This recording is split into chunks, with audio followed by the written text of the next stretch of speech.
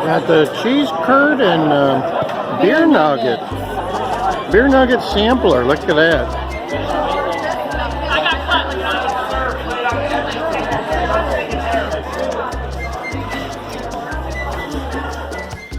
Hey guys, DJ Wonder Chrissy, and it's a beautiful early Thursday morning. The birds are chirping as usual here in my backyard in northern Illinois.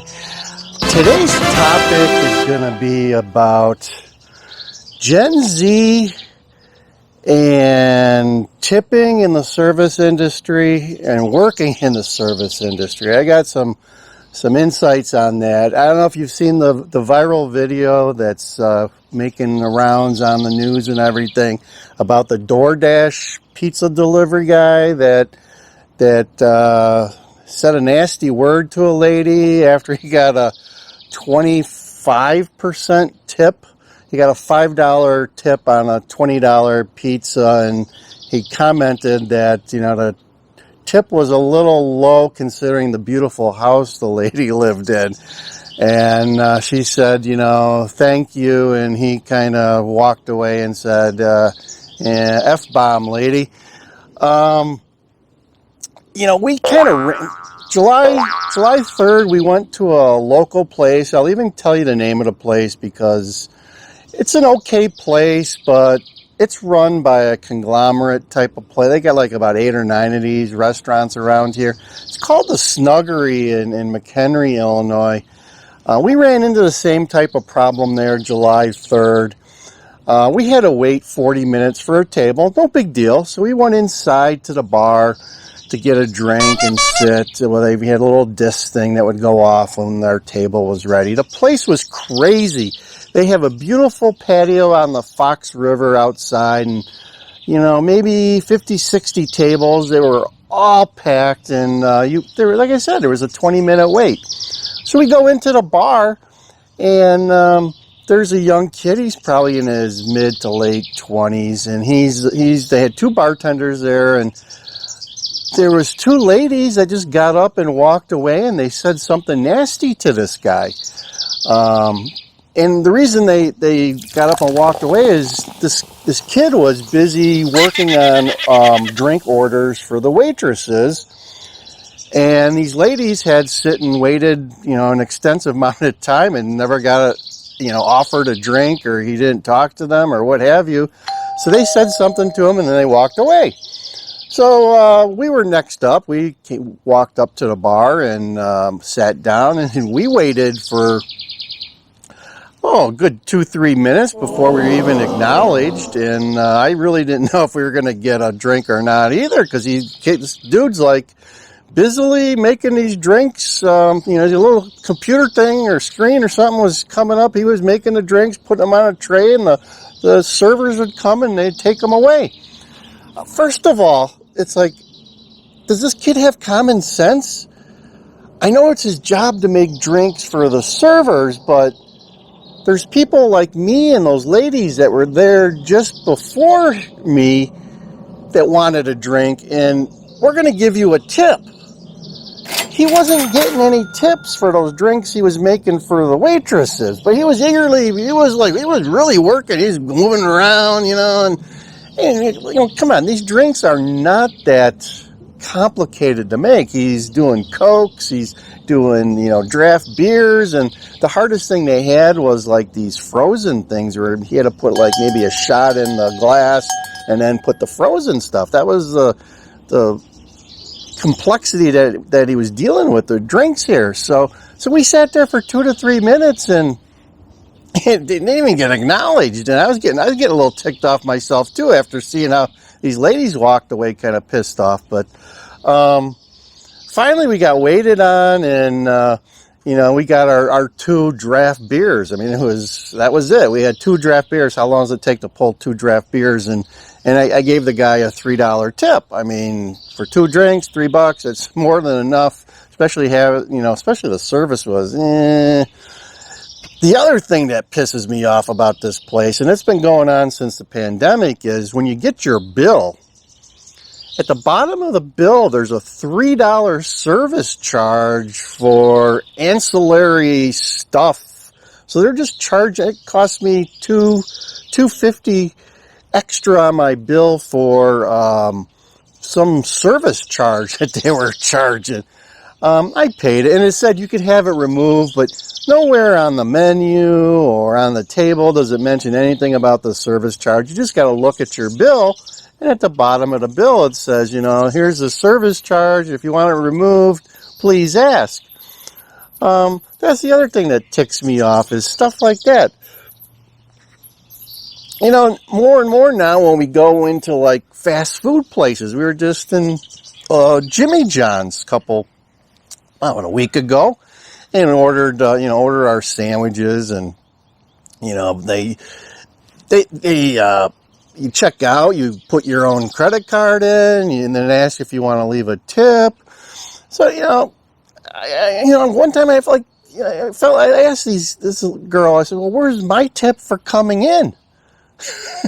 You made me a sandwich, you didn't even pour me a drink. I get an empty cup. I got to go get my own drink, which is fine. I don't expect them to pour me a drink, but the fact that all you're going to do is make me a sandwich. I got to pick out my own chips. You didn't even give me chips. You didn't even, I had to put the credit card thing in there, and I had it's pretty much, I'm doing more work than I am for the most part, except for making a sandwich.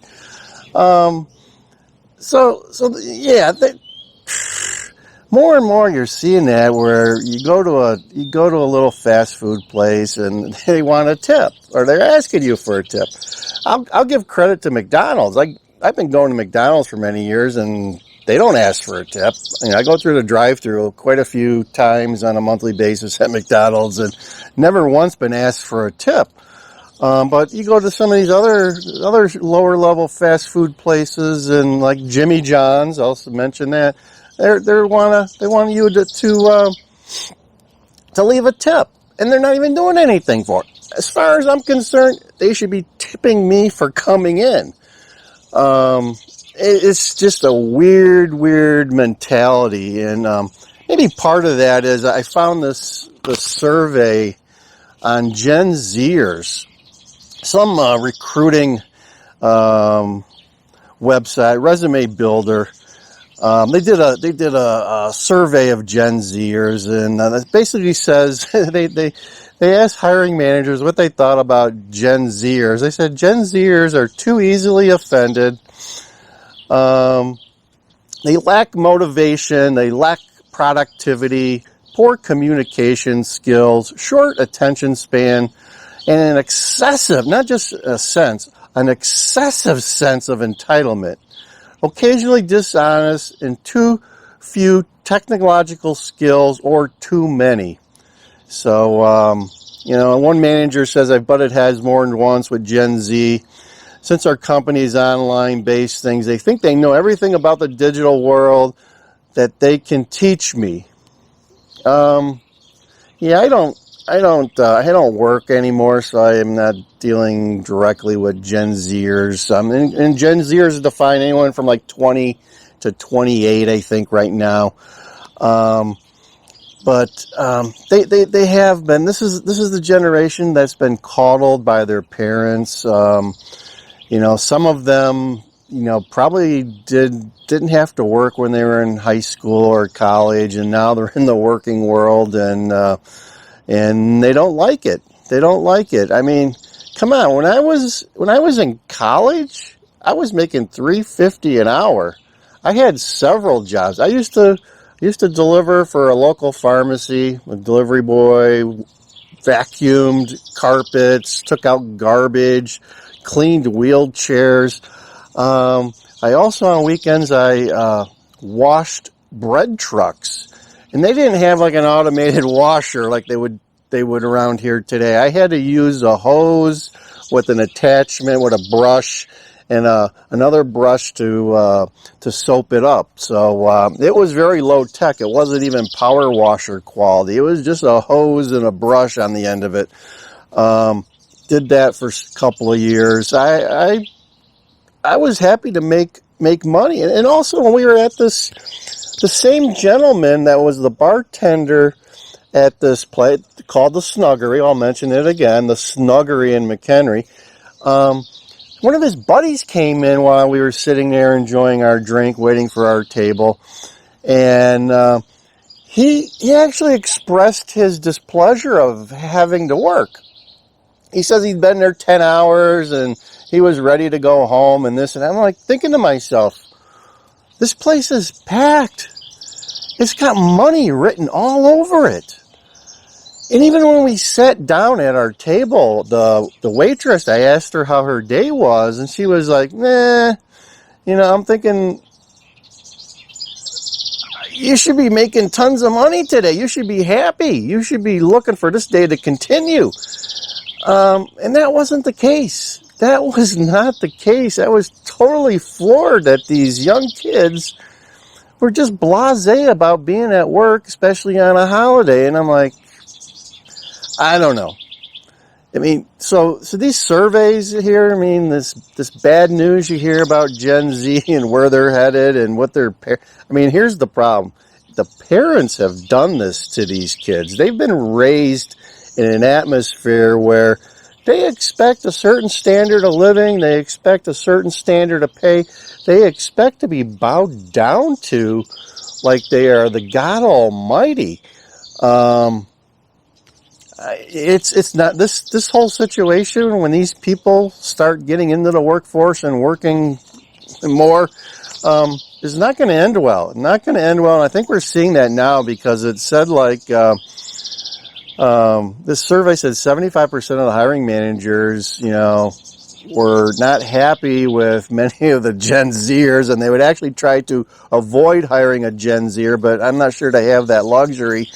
It also went on to say that 75% of the Gen Zers are not happy with their jobs and are looking for a new job. So that is where this is all going, folks. The workforce of tomorrow is going to be job hopping like you've never seen before. That's going to be ADHD job hopping on steroids for these folks. And I really feel sorry for them because there's a lot of other things that they're probably not going to do. They're not going to save money for their retirement.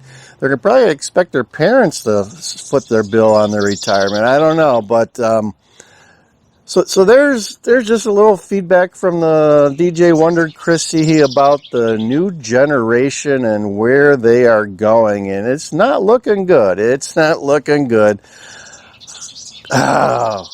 This stuff, this infuriates because I'm a good tipper. Because I'm a good tipper. There's one local place here that they have 50% off pizza on Mondays, and I always tip as if the pizza was full price. And actually, the waiters and waitresses, they kind of fight when we come in to make sure they get our table because they know we leave a decent tip.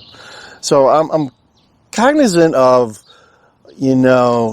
the fact that people in the service industry are only making, I think in Illinois they're making $3-4 an hour. They are living off the tips, but at the same time you gotta earn those tips, right?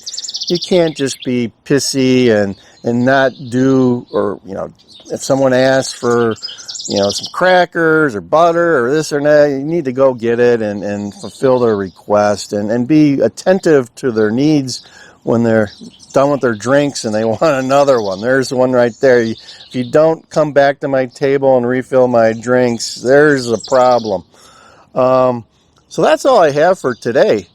I hope you guys are getting good service, and hey, get ready to tip, because more and more as you're going to the various stores, before you know, you're going to be doing self-checkout and tipping the store for the fact you're doing a self-checkout. That's probably coming soon, folks. I'm waiting to see that one. When you go to Home Depot or Walmart and you do the self-checkout, you're going to have to tip the store for being able to do that. That's coming. Mark my words. Okay, over and out. Hey, and if you want, leave me a tip. Yeah, leave me a tip, and I'll be happy to take it. Okay, over and out. DJ Wonder Chrissy. Hey.